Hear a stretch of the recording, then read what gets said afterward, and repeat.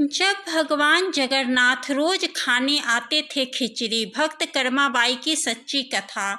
जय श्री कृष्णा, राधे राधे। नमस्कार प्रिय दर्शकों, आप सभी का स्वागत है।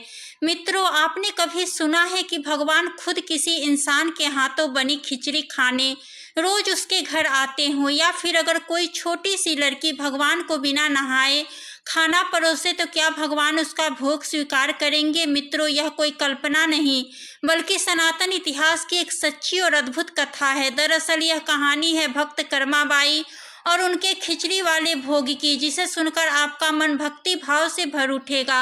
अगर आप भगवान श्री कृष्ण, भगवान जगन्नाथ जी के भक्त हैं तो वीडियो को एक लाइक जरूर करें और कमेंट में जय जगन्नाथ जरूर लिखें। तो चलिए शुरू करते हैं। आज भी जगन्नाथ जी को खिचड़ी का सर्वप्रथम भोग क्यों लगाया जाता है? यह है कर्माबाई, जिन्हें मारवाड़ की मीरा भी कहा जाता है।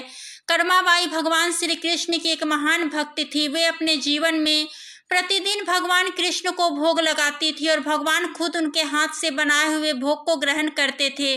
उनका जन्म राजस्थान के नागौर जिले में मकराना तहसील के कलावा गांव में हुआ था, जहां उनके पिता एक धार्मिक व्यक्ति थे और भगवान कृष्ण के अनन्य भक्त थे। कर्माबाई का जन्म भगवान से बहुत मन्नतें मांगने के बाद हुआ था। उनके चेहरे पर एक खास आभा थी जो उनके भीतर के भक्ति भाव की गवाही देती थी। कर्माबाई के पिता अपने घर में भगवान कृष्ण का मंदिर बनाकर प्रतिदिन उनकी पूजा करते और भोग लगाते थे। उनके घर का यह नियम था कि भगवान को भोग लगाने के बाद ही बाकी सभी लोग भोजन ग्रहण करेंगे। कर्माबाई अपना बचपन इसी माहौल में बिताती रही और प्रतिदिन भगवान के भोग को देखकर उनके दिल में भक्ति के गहरे संस्कार विकसित हुए। कर्मा जब 14 साल की हुई तो एक बार उनके पिता को पुष्कर स्नान के लिए जाना पड़ा और उनकी पत्नी भी उनके साथ जा रही थी। लेकिन एक समस्या थी कि भगवान को भोग कौन लगाएगा, इसलिए उन्होंने कर्मा को यह जिम्मेदारी दी और कहा, पुत्री, जब तक हम पुष्कर से नहीं लौटते तब तक तुम सुबह भगवान को भोग लगाना और उनके बाद ही भोजन करना। कर्मा ने यह जिम्मेदारी खुशी खुशी स्वीकार की। अगले दिन कर्मा ने भगवान श्री कृष्ण के लिए बाजरे की खिचड़ी बनाई और भगवान को भोग चढ़ाया। लेकिन बहुत समय तक भगवान ने भोग नहीं खाया और कर्मा बीच बीच में आकर देखती थी कि भगवान भोग ग्रहण किए हैं या नहीं। ऐसे देखते देखते बहुत समय हो गया, लेकिन भगवान ने भोग ग्रहण नहीं किया। फिर कर्मा सोचने लगी, क्या पता भगवान को खिचड़ी में घी या गुड़ की कमी हो सकती है, शायद इसीलिए खा नहीं रहे हैं। उसने फिर खिचड़ी में थोड़ी सी घी और गुड़ डाली, लेकिन फिर भी भगवान ने भोग ग्रहण नहीं किया। कर्मा ने निराश होकर भगवान से कहा, हे प्रभु, हे कृष्ण भगवान, आप भोग क्यों नहीं ग्रहण कर रहे हैं? माँ बाबू पुष्कर गए हैं, जब तक नहीं आ जाते तब तक मैं ही आपको भोग लगाऊंगी। कर्मा के ऐसे बोलने के बावजूद भी भगवान ने भोग नहीं खाया। फिर कर्मा ने शिकायत करते हुए कहा, जब आप माँ बाबू भोग ग्रहण करते हैं तो आप क्यों नहीं खा रहे हैं? यही कहकर कर्मा भगवान के भोग का इंतजार करती रही और समय गुजरता गया। सुबह से दोपहर और दोपहर से फिर शाम हो गई। तब तक ना तो भगवान ने भोजन ग्रहण किया और ना ही कर्मा ने कुछ खाया। अंत में भगवान कृष्ण की मूर्ति से आवाज आई, कर्मा, तुमने पट बंद नहीं किया था, मैं भोग कैसे ग्रहण करूंगा? यह सुनकर कर्मा ने तुरंत ही पट को बंद कर दिया और भगवान ने खिचड़ी का भोग ग्रहण किया। जब कर्मा ने पट खोलकर थाली को देखी तो वह पूरी तरह से खाली हो गई थी। वह भगवान से बोली, इतनी सी बात थी तो पहले ही बता देते, हमें भी भूखा नहीं रहना पड़ता। अब से प्रतिदिन भगवान कृष्ण जी कर्माबाई के घर आते और उनके हाथों से बनाई हुई खिचड़ी ग्रहण करते। कर्मा पहले अपना छोटा मोटा काम जैसे घर का झाड़ू लगाना, यह सब करने के लिए फिर भगवान को भोग लगाती और फिर 2 दिन बाद कर्मा ने सोचा कि वह पहले भगवान को भोग लगाएगी ताकि उन्हें जल्दी भूख न लगे और घर के बाकी काम बाद में करेगी। अब कर्माबाई के दिन की शुरुआत भगवान को भोग चढ़ाने से ही करती थी। एक दिन जब कर्माबाई के माता पिता तीर्थ यात्रा से लौटे तो उनके पिता ने पूछा, पुत्री, क्या तुमने किसी दिन भगवान को भूखा तो नहीं रखा? कर्मा ने कहा, नहीं पिताजी, मैंने प्रतिदिन भगवान को भोग लगाया। लेकिन जब उसकी माँ रसोई में गई तो उन्होंने देखा कि गुड़ का मटका खाली हो गया था। उन्होंने कर्मा से पूछा, पुत्री, इतना सारा गुड़ कहाँ गया? कर्मा ने कहा, माँ, भगवान कृष्ण प्रतिदिन खिचड़ी का भोग खाते थे, इसीलिए मैं खिचड़ी में अधिक गुड़ डाल देती थी। यह सुनकर उसके माता पिता चकित रह गए। उन्होंने सोचा, हम भगवान से आशीर्वाद पाने के लिए इतनी दूर पुष्कर गए थे और हमारी बेटी के हाथों की खिचड़ी का भोग खाने के लिए भगवान कृष्ण रोज आते थे। उनको विश्वास नहीं हुआ और बोले शायद हमारी छोरी को भ्रम हो गया हो। अगली सुबह कर्मा ने अपने माता पिता को भगवान के भोग ग्रहण करने की प्रक्रिया दिखाने का निर्णय लिया। उन्होंने भगवान को खिचड़ी का भोग लगाया और पट बंद कर दिया और भगवान से कहा, हे प्रभु, मेरे माँ बाप नहीं मान रहे हैं कि आप मेरे हाथ का बनाया हुआ भोग ग्रहण करते हो। अब आप खुद आकर के सिद्ध करो कि मैं भगवान को भोग लगाती हूँ और मेरे भगवान सारा भोग ग्रहण करते हैं। जो भक्त सच्ची मन से ऐसे पुकारे और भगवान न आए, यह तो हो ही नहीं सकता। फिर भगवान आए और सारा भोग ग्रहण किए। जब पट खोला गया तो भगवान के सामने खिचड़ी की थाली खाली हो चुकी थी। ऐसी चमत्कार देखने के बाद कर्मा के माता पिता को विश्वास ही नहीं हुआ। वो बहुत खुश हो गए। इसके बाद से कर्माबाई का जीवन भगवान को खिचड़ी के भोग चढ़ाते हुए बीता। एक दिन जब कर्माबाई के माता पिता का निधन हुआ तो वह भगवान के साथ तीर्थ यात्रा पर निकल पड़ी। जहाँ भी जाती भगवान को खिचड़ी का भोग चढ़ाती। मित्रों, उनका यह सफर उन्हें ओसा राज्य के जगन्नाथपुरी धाम तक ले गया। वहाँ भी वह रोज भगवान को खिचड़ी भोग चढ़ाती थी।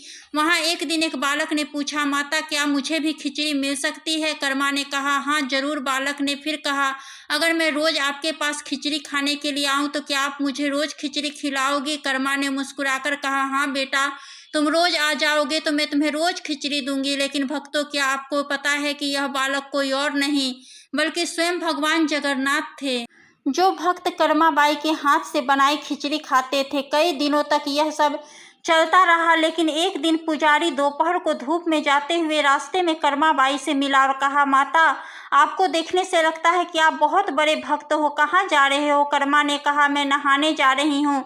फिर पुजारी ने कहा, इतना देर क्यों होता है? कर्मा ने कहा, मैं सबसे पहले भगवान को भोग चढ़ाती हूँ, फिर इसके बाद बाकी काम खत्म करके नहाने जाती हूँ। फिर पुजारी बोला, माता, आपको भगवान को भोग चढ़ाने से पहले नहा धोकर और साफ सफाई से करना चाहिए। पुजारी की बात को सुनकर कर्मा ने ऐसा करना शुरू कर दिया।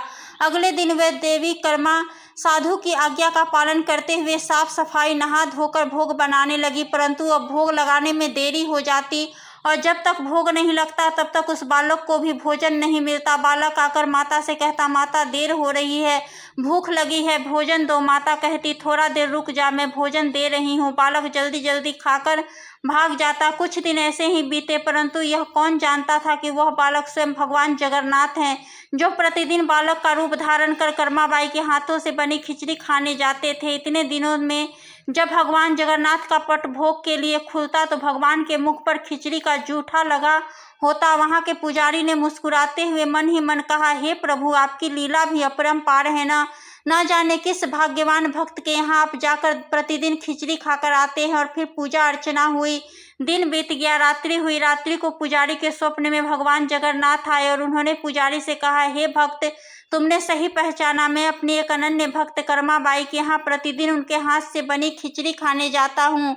वह मुझे बिल्कुल अपने पुत्र सा लाड करती है। उनकी भक्ति से मैं अति प्रसन्न हूँ। परंतु इसी मंदिर में एक साधु ने उन्हें कुछ आम जीवन की ज्ञानवर्धक बातें एवं उपासना का तरीका समझाया, जिससे मुझे भोग लगाने में अब उनसे देरी हो जाती है। इसी वजह से मेरे मुंह पर खिचड़ी लगी रह जाती है। मित्रों, आपने यह सोचा, प्रभु की लीला तो अपरंपार है। वह तो सर्वव्यापी है। एक ही समय अलग अलग स्थान पर हो सकते हैं, परंतु मुख पर खिचड़ी लगने की लीला उन्होंने इसलिए रची ताकि पुजारी के मन में यह प्रश्न उठे। उस प्रश्न के निवारण में प्रभु पुजारी जी को यह बता सके कि आम जीवन में हम अपने ज्ञान को जब दूसरे को बताते हैं तो वह सदैव ज्ञान के लिए होना चाहिए, न कि भक्ति के भाव को बदलने के लिए। क्योंकि सांसारिक जीवन के लिए ज्ञान आवश्यक है, ज्ञान महत्वपूर्ण है, परंतु जहाँ भक्ति होती है वहाँ ज्ञान का कोई काम नहीं।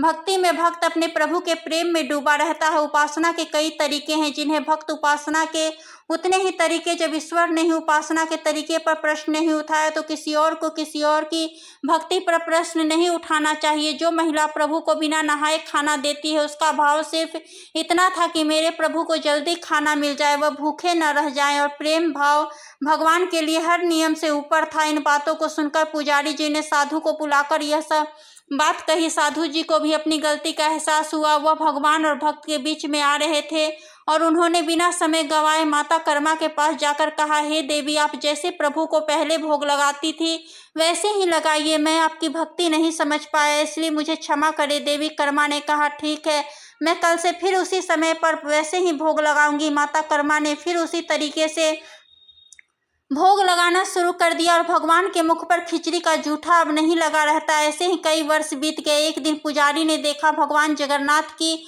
आंखों में आंसू बह रहे हैं, वो भोग ग्रहण नहीं कर रहे हैं। तब उन्होंने भगवान से पूछा, हे प्रभु, हे भगवान, ऐसा कौन सा अपराध हुआ हमसे कि आपने भोग ग्रहण नहीं किया और आपकी आंखों से आंसू बह रहे हैं। प्रभु, यदि आपने हमसे कोई अपराध हुआ है तो हमें क्षमा करें और भोग ग्रहण करें। आपके भक्त जन प्रसाद के लिए प्रतीक्षा कर रहे हैं।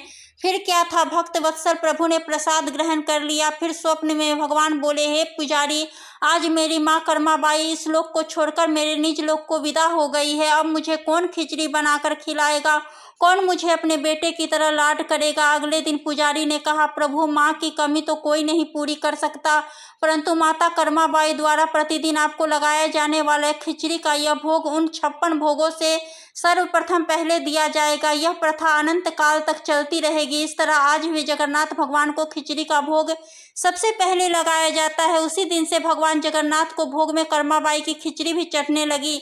यह थी भक्त कर्माबाई की कथा और उनसे जुड़ी खिचड़ी की प्रभु की लीला। ऐसे ही सनातन धर्म से जुड़ी प्रेरणादायक कथाओं को जानने के लिए हमारे साथ जुड़े रहिए। जय जगन्नाथ। तो भक्तों, अगर आपको यह कहानी पसंद आई है तो वीडियो को लाइक करें, चैनल को सब्सक्राइब